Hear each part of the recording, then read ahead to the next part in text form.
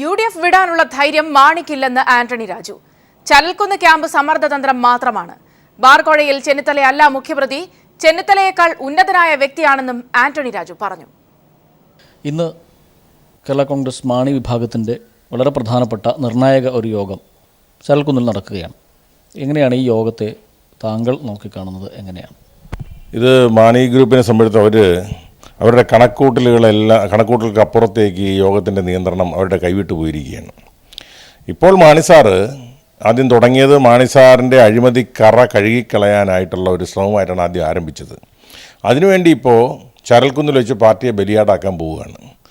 ഞാൻ പറയട്ടെ, മാണിസാറിന് ഈ പാർട്ടിയോട് എന്തെങ്കിലും, ഈ പാർട്ടിയുടെ ജനങ്ങളോട് എന്തെങ്കിലും കൂറുണ്ടായിരുന്നെങ്കിൽ എത്രയോ സുപ്രധാനമായ വിഷയങ്ങൾ നമ്മുടെ കേരള കോൺഗ്രസിൻ്റെ അണികൾക്ക് വേദനയുണ്ടാക്കുന്ന കസ്തൂരി രംഗൻ, പട്ടയ പ്രശ്നം, ഇടുക്കി പാർലമെൻറ്റ് സീറ്റ്, റബ്ബർ വിലയിടിവ്, നാണ്യവിളകളുടെ വിലയിടിവ്, ഇങ്ങനെ കേരള കോൺഗ്രസിൻ്റെ ജനവിഭാഗങ്ങളെ സാരമായി ബാധിക്കുന്ന എത്രയോ വിഷയങ്ങളിൽ കോൺഗ്രസ് എതിരായി നിലപാടെടുത്തപ്പോൾ ഒന്നും തന്നെ ഒരു ദിവസത്തെ ക്യാബിനറ്റ് മീറ്റിങ്ങിൽ പോലും പങ്കെടുക്കുന്നതിൽ നിന്ന് ഒഴിവായി നിൽക്കാതെ അധികാരത്തിൻ്റെ കസേരയിൽ അള്ളിപ്പിടിച്ചയാളാണ് മാണി സാറ്. ഇപ്പോൾ അധികാരം കഴിഞ്ഞു, പ്രതിപക്ഷത്ത് വന്നു. ഇനിയിപ്പോൾ അദ്ദേഹത്തിന് തന്നെ അറിയാം, അദ്ദേഹത്തിൻ്റെ പിന്നിൽ ഈ ബാർക്കോഴ കേസെന്ന് പറയുന്ന ഭൂതം, പ്രേതം അദ്ദേഹത്തിൻ്റെ പിന്നിൽ ഇങ്ങനെ കൂടിയിട്ടുണ്ടെന്ന് അദ്ദേഹം നല്ല ഉറപ്പുണ്ട്. അപ്പോൾ ഇപ്പോൾ ഒരുപക്ഷെ ഇടതുപക്ഷത്തിനെ അല്ലെങ്കിൽ കോൺഗ്രസുമായിട്ടൊന്ന് തെറ്റിയാൽ എന്തെങ്കിലും ആനുകൂല്യം ഇടതുപക്ഷത്തിൽ നിന്ന് കിട്ടുമെന്നുള്ളൊരു പ്രതീക്ഷയും അദ്ദേഹത്തിന് വ്യക്തിപരമായ കണക്കൂട്ടലുണ്ടായേക്കാം. അല്ലാതെ ഇത് കേരള കോൺഗ്രസിൻ്റെ അണികളുടെ വികാരമോ അല്ലെങ്കിൽ കേരള കോൺഗ്രസിനെ പ്രതിദാനം ചെയ്യുന്ന ജനവിഭാഗങ്ങൾക്ക് വേണ്ടിയോ ഉള്ള ഒരു നയമോ ഒരു തീരുമാനമോ അല്ലത്.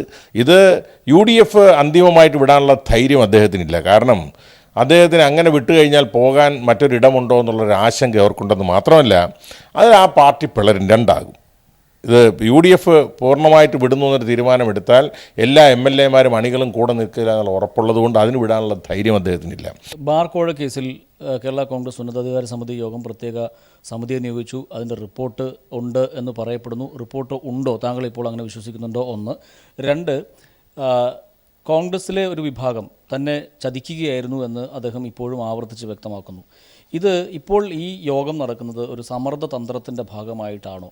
അല്ല, ഒരു രാഷ്ട്രീയ സമ്മർദ്ദവും അതിൻ്റെ പിന്നിലുണ്ട്. ഈ റിപ്പോർട്ടിനെ സമയത്തോളം മാണി സാർ തന്നെ പറഞ്ഞിട്ടുണ്ടല്ലോ, റിപ്പോർട്ട് എൻ്റെ കയ്യിലുണ്ട്, ഞങ്ങളുടെ പാർട്ടി നിയോഗിച്ച അന്വേഷണ കമ്മീഷൻ ഞങ്ങൾ അതിൻ്റെ ഗൂഢാലോചനക്കാരെ കണ്ടെത്തിയിട്ടുണ്ട്, അവരുടെ പേരുകൾ അതിനകത്തുണ്ട്, ആ പേരുകൾ വെളിപ്പെടുത്തിയാൽ ഈ മുന്നണി ശിഥിലമാകും, അതുകൊണ്ടാണ് ഞാൻ ആ റിപ്പോർട്ട് പുറത്തുവിടാത്തതെന്ന് മാണി സാർ എത്രയോ പ്രാവശ്യം പറഞ്ഞിരിക്കുന്നു. താങ്കൾക്ക് തന്നെ ആ പേരുകൾ കൃത്യമായിട്ട് അറിയാം, അത് പറയാൻ കഴിയുമോ?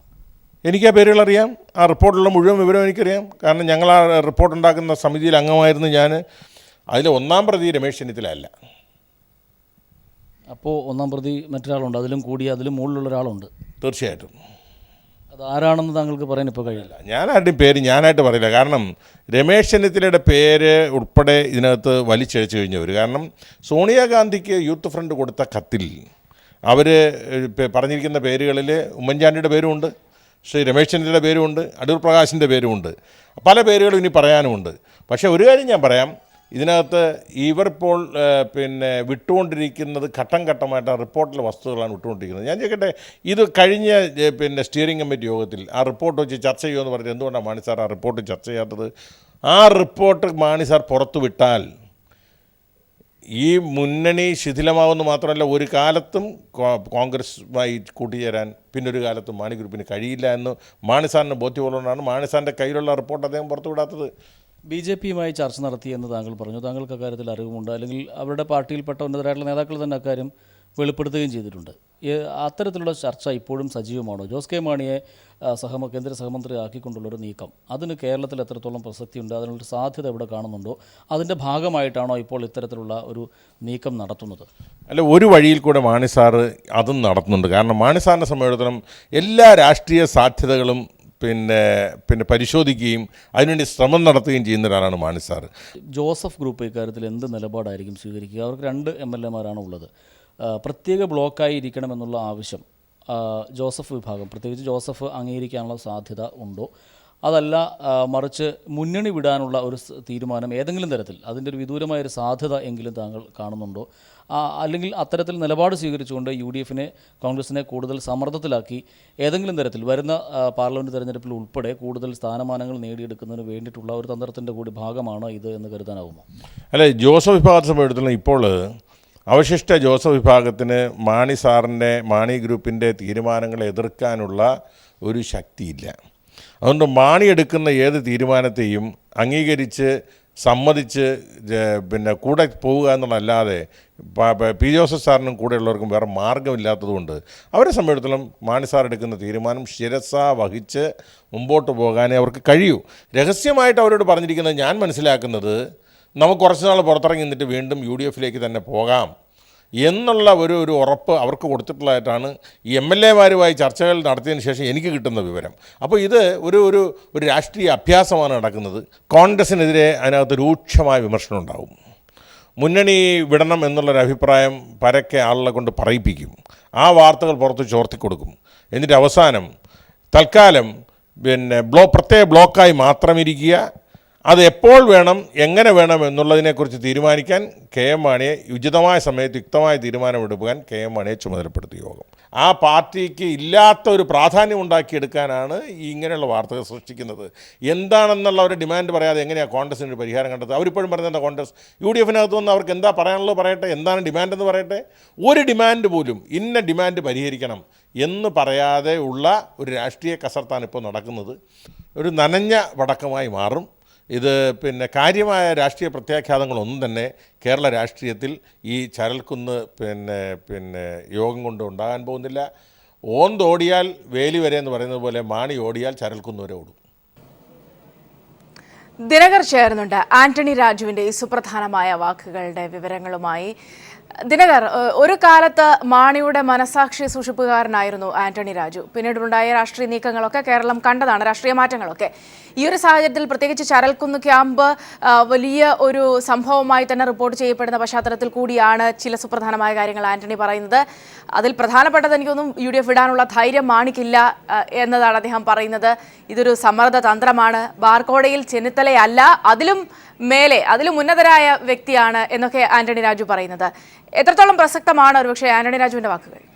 സൗമ്യ, തീർച്ചയായും കേരള കോൺഗ്രസുമായി ബന്ധപ്പെട്ട് വിവിധ തലങ്ങളിലാണ് അദ്ദേഹം കാര്യങ്ങൾ വിശദീകരിച്ചിരിക്കുന്നത് പീപ്പിൾ TV-യോട്. അതിൽ ഏറ്റവും പ്രസക്തമായ ഒരു ഭാഗം എന്ന് പറയുന്നത് കേരള കോൺഗ്രസ് മാണി ഗ്രൂപ്പ് UDF വിടില്ല, കാരണം അവർക്ക് വിടാൻ കഴിയുകയില്ല.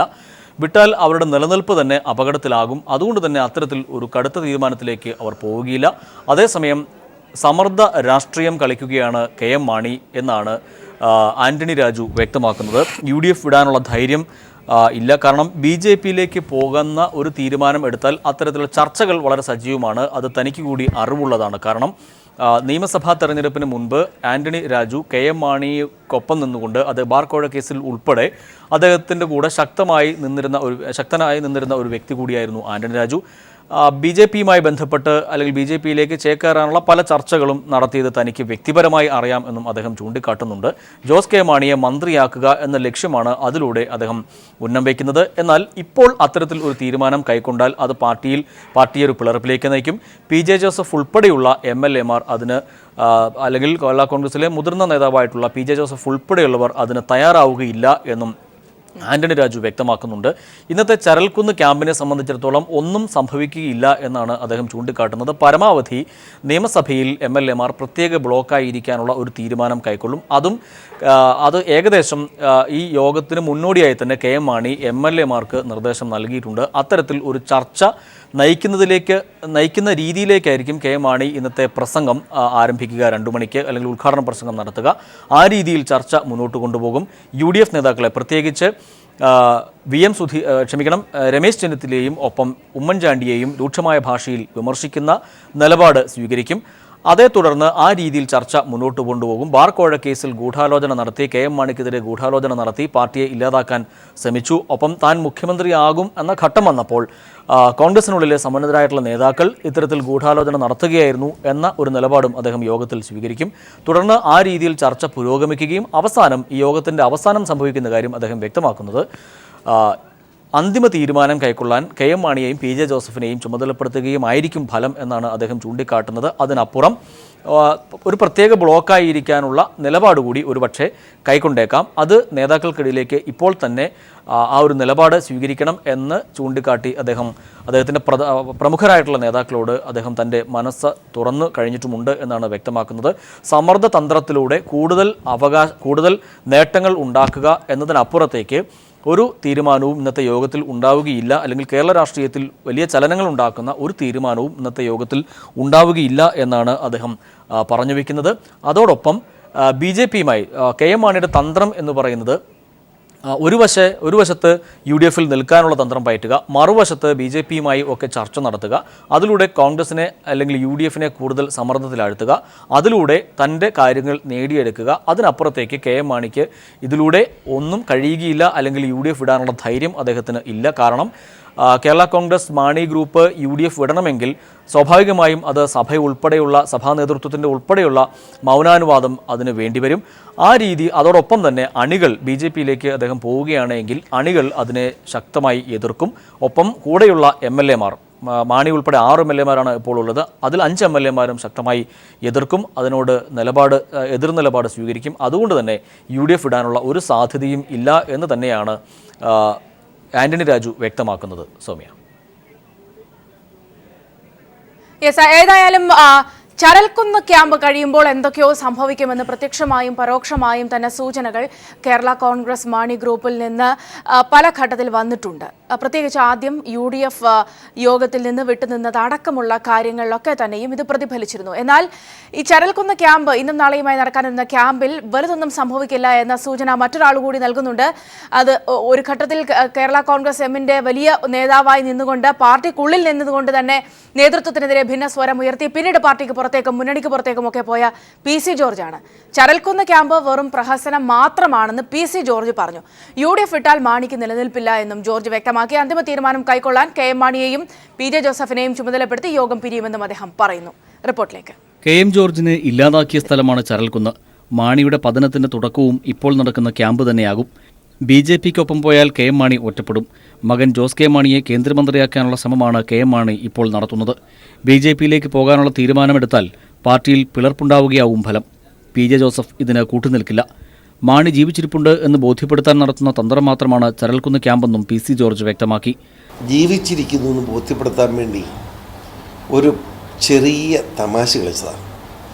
അത് ഈ നിലയിലേക്കായി തീരുമെന്ന് മാണി പോലും കരുതിയിരുന്നില്ല. നിങ്ങൾ അറിയണം, തൽക്കാലത്തേക്ക് ബ്ലോക്കായിട്ടിരിക്കുന്ന പ്രഖ്യാപിക്കും എന്ന് ഞാൻ കരുതുന്നുണ്ട്.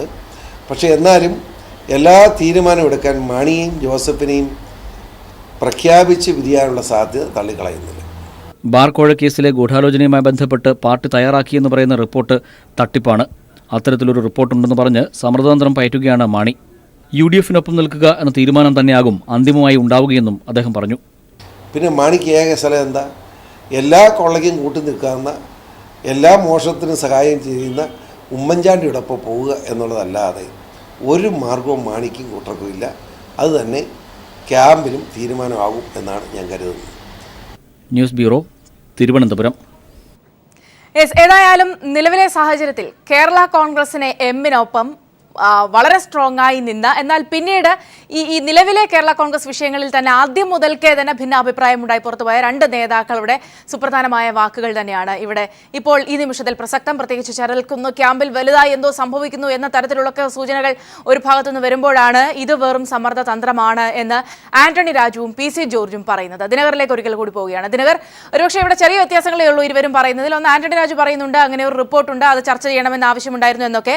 PC ജോർജ് അതിനെ തള്ളുന്നു. അങ്ങനെ ഒരു റിപ്പോർട്ട് ഇല്ല എന്ന് തന്നെ PC ജോർജ് പറയുന്നു. പക്ഷെ രണ്ടുപേരും സുപ്രധാനമായി പറയുന്ന വിഷയം ചരൽക്കുന്ന് ക്യാമ്പിന് ശേഷവും ഒന്നും സംഭവിക്കില്ല, ഇത് വെറും സമ്മർദ്ദ തന്ത്രമാണ് എന്ന്.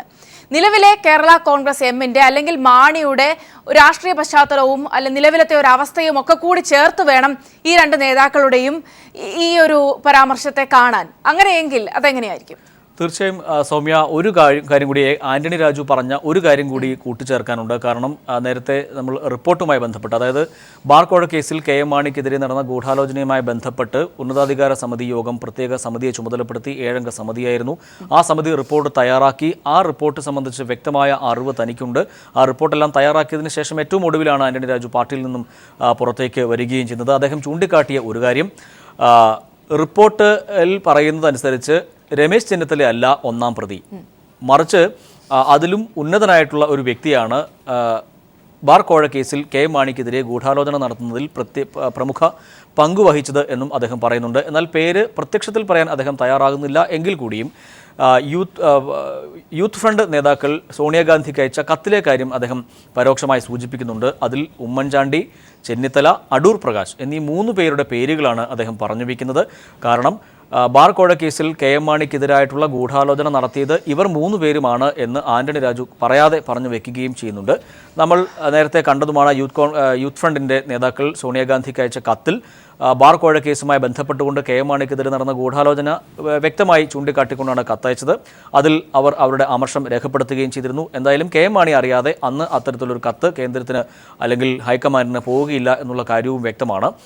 സ്വാഭാവികമായും അതോടൊപ്പം തന്നെ KM മാണി കൂടുതൽ അമർഷത്തിലേക്ക് എത്തിയത് ബാർ കോഴ കേസുമായി ബന്ധപ്പെട്ടുകൊണ്ട് ഗൂഢാലോചനയിൽ പ്രമുഖ പങ്കുവഹിച്ചു എന്ന് കരുതപ്പെടുന്ന അല്ലെങ്കിൽ അങ്ങനെ അവർ വിശ്വസിക്കുന്ന ബിജു രമേശിൻ്റെ മകളുടെ വിവാഹ ചടങ്ങിൽ പങ്കെടുക്കാൻ ഉമ്മൻചാണ്ടിയും രമേശ് ചെന്നിത്തലയും പോയിരുന്നു. അത് കൂടുതൽ ഒപ്പം ബിജു രമേശിൻ്റെ മകളെ വിവാഹം കഴിച്ചിരിക്കുന്നത് അടൂർ പ്രകാശിൻ്റെ മകൻ കൂടിയാണ്. ഈ പശ്ചാത്തലത്തിൽ കൂടിയാണ് KM മാണിക്ക് വലിയ അമർഷമുണ്ടാവുകയും തുടർന്ന് അദ്ദേഹത്തിൻ്റെ നിലപാട് കൂടുതൽ കർക്കശമാവുകയും ചെയ്തത്. അതിൻ്റെയൊക്കെ ഒരു പശ്ചാത്തലമാണ് ഇപ്പോൾ ഈ ചെറൽക്കുന്ന് ക്യാമ്പിലേക്ക് കാര്യങ്ങൾ കൊണ്ടുചെന്നെത്തി നിൽക്കുന്നത് എന്നുകൂടി നമുക്ക് ചൂണ്ടിക്കാട്ടേണ്ടി വരും. PC ജോർജ് ചൂണ്ടിക്കാട്ടിയ കാര്യങ്ങളിലേക്ക് എത്തുകയാണെങ്കിൽ അദ്ദേഹവും പറയുന്നത് ചെറൽക്കുന്നിൽ കൂടുതലായി ഒന്നും സംഭവിക്കാനുള്ള, മാണി ജീവിച്ചിരിപ്പുണ്ട് എന്ന് വ്യക്തമാക്കാൻ അല്ലെങ്കിൽ നാട്ടുകാരെ ബോധ്യപ്പെടുത്താൻ അത്തരത്തിൽ താൻ രാഷ്ട്രീയത്തിൽ ഇപ്പോഴും സജീവമാണ് എന്ന് അറിയിക്കുന്നതിന് വേണ്ടി മാത്രമാണ് ഇത്തരത്തിലൊരു ക്യാമ്പ് സംഘടിപ്പിച്ചിരിക്കുന്നത്. അതിനപ്പുറത്തേക്ക് പരമാവധി പോയാൽ തൽക്കാലം പ്രത്യേക ബ്ലോക്കായി നിയമസഭയിൽ MLA മാർ ഇരിക്കുക എന്നുള്ളതിനപ്പുറത്തേക്ക് ഒരു തീരുമാനവും KM മാണി കൈക്കൊള്ളുകയില്ല. BJP-യിലേക്ക് പോകാനുള്ള സാധ്യത ഇല്ല. കാരണം BJP KM മാണിയെ പല രീതിയിൽ അവർ ക്ഷണിക്കുന്നുണ്ടെങ്കിൽ കൂടിയും KM മാണിക്കെതിരെ KM മാണിയുടെ അഴിമതി ചൂണ്ടിക്കാട്ടി KM മാണിയുടെ വസതിയിലേക്ക് പോലും മാർച്ച് നടത്തിയവരാണ് BJP-കാർ. അദ്ദേഹം LDF-ലേക്ക് പോകാനുള്ള സാധ്യതയുമില്ല. LDF-ഉം ഇത്തരത്തിൽ അഴിമതിയുടെ പരിവേഷമുള്ള KM മാണിയെ സ്വീകരിക്കുകയില്ല. ഒപ്പം BJP-യിലേക്കും പോകാൻ കഴിയുകയില്ല. ഫലത്തിൽ അഴിമതിയുടെ കൂടാരമായ UDF-ൽ തന്നെ KM മാണി തുടരും എന്ന് തന്നെയാണ് PC ജോർജും വ്യക്തമാക്കുന്നത്. അത്തരം ഒരു തീരുമാനം തന്നെയായിരിക്കും ഇന്ന് ക്യാമ്പിൽ ഉണ്ടാവുക. എന്നാൽ പ്രത്യക്ഷത്തിൽ പ്രത്യേക ബ്ലോക്കായിരിക്കാനുള്ള തീരുമാനം ഉണ്ടായേക്കാം. അതിനപ്പുറം അത് തൽക്കാലത്തേക്ക് മാത്രം കേവലം സമ്മർദ്ദതന്ത്രത്തിലൂടെ തങ്ങൾക്ക് നേടിയെടുക്കാൻ കഴിയുന്നതെല്ലാം നേടിയെടുക്കുകയും അതിനുശേഷം വീണ്ടും UDF കൂടാരത്തിൽ തന്നെ മാണി ചെല്ലുകയും ചെയ്യും എന്ന് തന്നെയാണ് അദ്ദേഹവും ചൂണ്ടിക്കാട്ടുന്നത്. അതേസമയം മാണി BJP-യിലേക്ക് പോവുകയാണെങ്കിൽ അത് MLA-മാർ ആരും അതിനെ അനുകൂലിക്കുകയില്ല. KM മാണിയുടെ അവസ്ഥ ഇപ്പോൾ അല്ലെങ്കിൽ കേരള കോൺഗ്രസ് മാണി വിഭാഗത്തിൻ്റെ അവസ്ഥ തീർത്തും പരിതാപകരമായ ഒരു അവസ്ഥയിലുമാണ്. ജോസ് കെ മാണിയെ ഏത് വിധേനയും മന്ത്രിയാക്കുക എന്ന ലക്ഷ്യം അദ്ദേഹത്തിനുണ്ട്. അത് BJP-യുമായി അത്തരത്തിൽ അദ്ദേഹം നേരത്തെ ചർച്ചകൾ നടത്തിയിട്ടുമുണ്ട്. എന്നാൽ ഇപ്പോൾ നിലവിലെ സാഹചര്യത്തിൽ BJP-യിലേക്ക് പോകാനുള്ള സാധ്യത വളരെ വിരളമാണ് എന്നാണ് PC ജോർജും ചൂണ്ടിക്കാട്ടുന്നത്. അതോടൊപ്പം തന്നെ അദ്ദേഹം ചൂണ്ടിക്കാട്ടുന്ന മറ്റൊരു വസ്തുത, കേരള കോൺഗ്രസ് മാണി ഗ്രൂപ്പിൽ ഇത്ര വലിയ പ്രതിസന്ധി ഉണ്ടായിട്ടും അത് കോൺഗ്രസ് വേണ്ടത്ര മുഖവിലേക്ക് എടുത്തിട്ടില്ല. ഹൈക്കമാൻഡുമായി നടത്തിയ ചർച്ചയിൽ കഴിഞ്ഞ ദിവസം കേരള നേതാക്കൾ ഇക്കാര്യം കാര്യമായി ഉന്നയിക്കുകയോ അല്ലെങ്കിൽ ഹൈക്കമാൻഡിൻ്റെ ഒരു ഇടപെടൽ ഉണ്ടാവണം എന്നാവശ്യപ്പെടുകയും ചെയ്തിട്ടില്ല എന്നും PC ജോർജ് വ്യക്തമാക്കുന്നു. ഇതൊക്കെ KM മാണിക്ക് വലിയ തിരിച്ചടിയാണ് എന്നുകൂടി അദ്ദേഹം വിലയിരുത്തുന്നുണ്ട്. സൗമ്യ, ഒരുപക്ഷെ ദിനകർ, ചില കാര്യങ്ങൾ സുപ്രധാനമാണ്. UDF ഒന്നാകെ ശിഥിലമായിരിക്കുന്ന ഒരു അവസ്ഥയാണുള്ളത്. കോൺഗ്രസ് പാർട്ടിക്കുള്ളിൽ തന്നെ വലിയ പ്രശ്നങ്ങൾ ഉണ്ടാകുന്നു. അവിടെ ഹൈക്കമാൻഡ് ഇടപെടേണ്ട, പ്രത്യേകിച്ച് തെരഞ്ഞെടുപ്പിലൊക്കെ സംഘടനാ മാറ്റങ്ങൾ, നേതൃമാറ്റങ്ങളിലേക്ക് അടക്കം കാര്യങ്ങൾ നീങ്ങേണ്ട ഒരു പശ്ചാത്തലത്തിലൊക്കെ നിൽക്കുന്ന ഒരു ഘട്ടത്തിൽ കൂടിയാണ് മാണിയുടെ ഈ ഒരു സമ്മർദ്ദം എന്നതുകൂടി ശ്രദ്ധേയമാണ്. അതുകൊണ്ട് തന്നെ എങ്ങനെയായിരിക്കും, പ്രത്യേകിച്ച് നിയമസഭയിൽ പ്രത്യേക ബ്ലോക്കായിരിക്കുന്ന തീരുമാനമടക്കം ഒരുപക്ഷെ NDA-യിലേക്ക് പോകുന്നു എന്ന സൂചനകളൊക്കെ മാണി നൽകാനുള്ള സാധ്യതയുണ്ട്. അത്തരത്തിലുള്ള കടമ്പകളെ എങ്ങനെയായിരിക്കും UDF-ഉം കോൺഗ്രസും ഒക്കെ കൈകാര്യം ചെയ്യുക?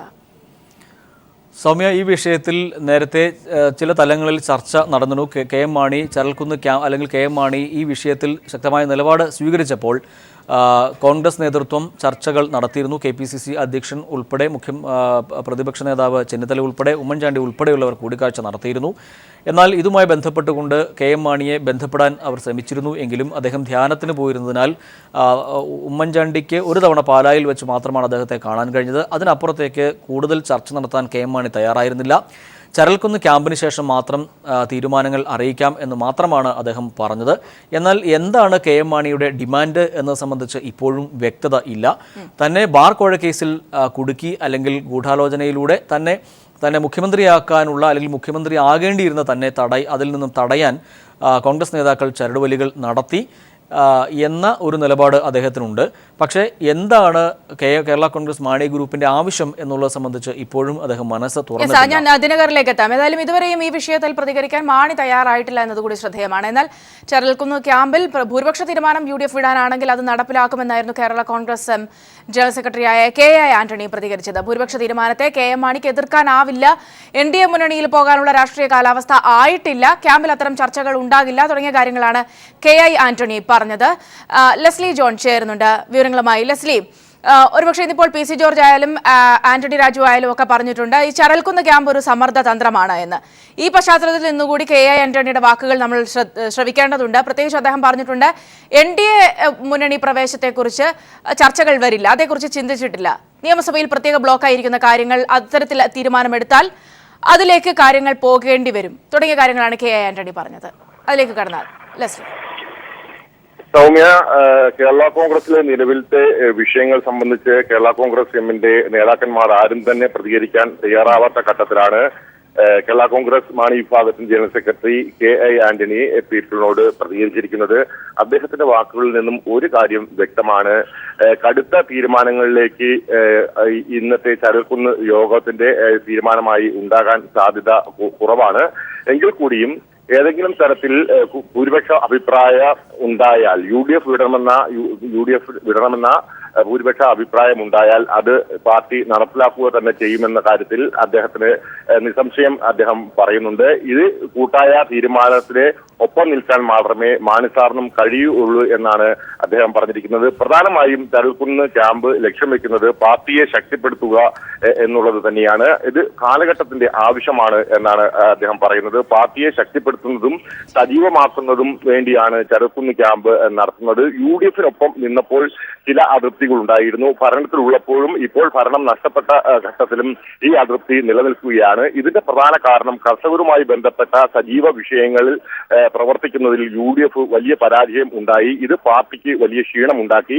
അത്തരത്തിൽ ഭരണ സാരഥ്യത്തിൽ ഇരിക്കുന്ന ഘട്ടത്തിൽ UDF സംവിധാനത്തിലുള്ള സമയത്ത് കേരള കോൺഗ്രസിന്റെ ശക്തി ക്ഷയിക്കുന്നു എന്ന തിരിച്ചറിവാണ് ഇപ്പോൾ ചരൽക്കുന്ന് ക്യാമ്പിലേക്ക് ഇത്തരം കാര്യങ്ങളിലേക്ക് എത്തിച്ചേരാൻ ഉണ്ടായിരിക്കുന്നത് എന്ന് പറഞ്ഞു. നിലവിലത്തെ രാഷ്ട്രീയ സാഹചര്യങ്ങൾ എല്ലാം തന്നെ പാർട്ടിക്കും ഒപ്പം മാണി സാറിനും കൃത്യമായി തിരിച്ചറിവുണ്ട്. ഇത് പ്രത്യേകിച്ച് ആരെങ്കിലും പറഞ്ഞു കൊടുക്കേണ്ട കാര്യമില്ല എന്നും അദ്ദേഹം പറയുന്നുണ്ട്. മുൻപും ഇത്തരത്തിൽ UDFിൽ ഉണ്ടായ അതൃപ്തി മാണി സാർ ഉൾപ്പെടെയുള്ളവർ തുറന്നു പറഞ്ഞിട്ടുണ്ട്. അത് കൊണ്ട് ഇതൊരു പുതുമയുള്ള കാര്യമല്ല എന്നാണ് അദ്ദേഹം പറയുന്നത്. ഒപ്പം തന്നെ നിലവിലത്തെ രാഷ്ട്രീയ സാഹചര്യത്തിൽ NDAയിലേക്ക് കടക്കാനുള്ള കേരള കോൺഗ്രസിന്റെ ശ്രമമുണ്ടെന്ന ആരോപണം അദ്ദേഹം നിഷേധിച്ചു. നിലവിലത്തെ രാഷ്ട്രീയ കാലാവസ്ഥ NDAയിലേക്ക് കേരള കോൺഗ്രസ് എത്തുന്നതിനുള്ള സാഹചര്യം ഇല്ല എന്നാണ് അദ്ദേഹം പറഞ്ഞത്. ചരൽക്കുന്ന് ക്യാമ്പിൽ എത്തരത്തിലുള്ള ചർച്ചകൾ ഉണ്ടാകാനുള്ള സാധ്യത ഇല്ല എന്നും പറഞ്ഞു. പക്ഷേ മറ്റൊരു സുപ്രധാനമായ കാര്യം പറഞ്ഞിരിക്കുന്നത് ഈ ക്യാമ്പിന് ശേഷം ജോസ് കെ മാണി നേതൃത്വത്തിലേക്ക് എത്താനുള്ള സാധ്യത നിലനിൽക്കുന്നുണ്ട് എന്ന് തന്നെയാണ്. നേരത്തെ തന്നെ ജോസ് കെ മാണി പാർട്ടിക്കുള്ളിലെ അപ്രമാദിത്വം കാണിക്കുന്നു എന്നുള്ള ആക്ഷേപങ്ങൾ നിലനിന്നിരുന്നു. ഇതുകൊണ്ട് തന്നെയാണ് ഒരു പിളർപ്പിന് വക്കോളം എത്തിയിരുന്ന ഘട്ടത്തിലും അന്വയിപ്പിക്കാൻ KM മാണി ഉൾപ്പെടെയുള്ളവർ ശ്രമിച്ചിരുന്നത്. ലെസ്ലി ജോണാണ് വിവരങ്ങൾ നൽകിയത്. ഏതായാലും ചരൽക്കുന്ന് ക്യാമ്പിൽ ഒന്നും സംഭവിക്കില്ല എന്ന തരത്തിലുള്ള സൂചനകൾ തന്നെയാണ് വിവിധ നേതാക്കളുടെയൊക്കെ പ്രതികരണത്തിൽ നിന്നും ലഭ്യമാകുന്നത്. എന്നാൽ UDF വിടാനാണ് തീരുമാനമെങ്കിൽ അത് അങ്ങനെ നടപ്പിലാക്കുമെന്ന് Kerala Congress general secretary KI Antony പറഞ്ഞു. ഏതായാലും ഇന്നും നാളെയുമായി നടക്കുന്ന ചരൽക്കുന്ന് ക്യാമ്പിൽ വലുതായി എന്തോ സംഭവിക്കുമെന്നൊരു പ്രതീതി കഴിഞ്ഞ ദിവസങ്ങളിലെല്ലാം മാണിയുടേതായാലും കേരള കോൺഗ്രസ് എമ്മിന്റെ മറ്റ് നേതാക്കളുടേതായാലും ഒക്കെ നിലപാടുകളിൽ നിന്ന് വായിച്ചെടുക്കാമായിരുന്നു. എന്നാൽ ഇന്നിപ്പോൾ അങ്ങനെ സംഭവിക്കില്ല എന്ന് പറയുന്നത് ആന്റണി രാജു, PC ജോർജ് അടക്കമുള്ള ഒരു കാലത്തെ മാണിയുടെ വിശ്വസ്തരായിരുന്ന ആളുകൾ തന്നെയാണ്.